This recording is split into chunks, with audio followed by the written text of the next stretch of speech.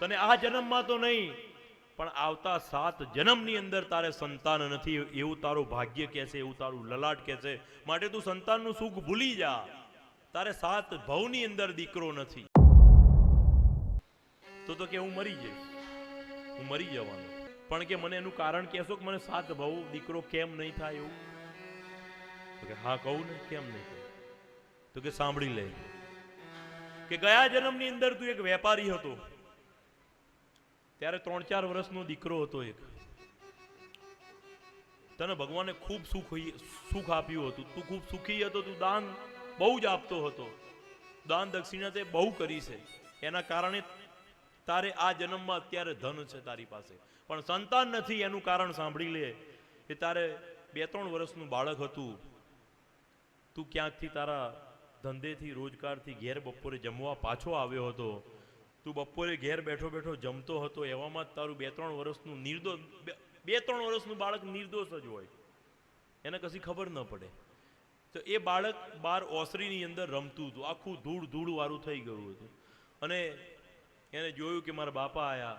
એ બાળક દોડતું આમે આપણે આપણા ઘેર જઈએ, આપણું 2-3 વર્ષનું બાળક હોય, આપણને જોઈને કેવું દોડતું આવ્યું, દાદા આયા, બાઈ, બાપા આયા, પપ્પા આયા, મમ્મી, કેવું દોડે ને આપણે કેવા આમ તેડી લઈએ આમ. એવી રીતે બાળક દોડતું એના પપ્પા પાસે આવ્યું, એના બાપા પાસે આવ્યું, અને આખું માટીવાળું હતું.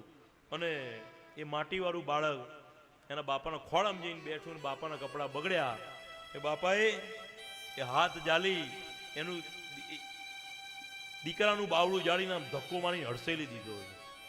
2 વર્ષના બાળકને જીભ તો હોય નહીં, પણ અંદરથી નિશાસા લાગ્યા, અંદરથી આંતરડી કકડી, અને અંદરથી આંતરડી કકડવાના કારણે તારા ઘેર 7 ભવ દીકરો નહીં થાય એવો શ્રાપ એને મળી ગયો. 5-10 વર્ષનું બાળક હોય ને, કોઈ દિવસ ઘરમાં મારઝૂડ કરવી નહીં, ગમે તેવું હોય. એટલે બાળક છે, બાળક તો તોફાન જ કરવાનું છે, એને કશી ખબર ના પડે. ઘરમાં કદાચ કંઈ ફોડી નાખે, તોડી નાખે, મોબાઈલ રમતો હોય પછાડી નાખે. અત્યારના યુગ પ્રમાણે જો કદાચ ઘરમાં LED ટીવી હોય, છૂટું કંઈક મારે તો તૂટી જાય, તો બાળકને મારતા નહીં. એની શું ભૂલ, એને શું ખબર પડે કે આ વસ્તુ આટલી મોંઘી છે, આ વસ્તુ આટલી બધી સસ્તી છે, એને કંઈ ખબર ન પડે. 2-5 વર્ષના બાળકને કોઈ દિવસ મારવું નહીં.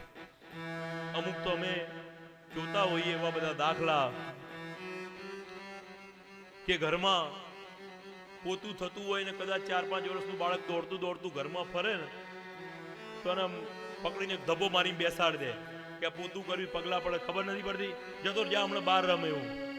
એટલે આટલી બધી ભગવાન માતાજીની બાધા રાખી છે કે મને પગલીનો પાડનાર દેજે, કોળાનો કૂંદનાર દેજે, પારણીએ રમનાર દેજે, અને જ્યારે ઘરમાં પગલા પાડે છે તો તમને નડે છે?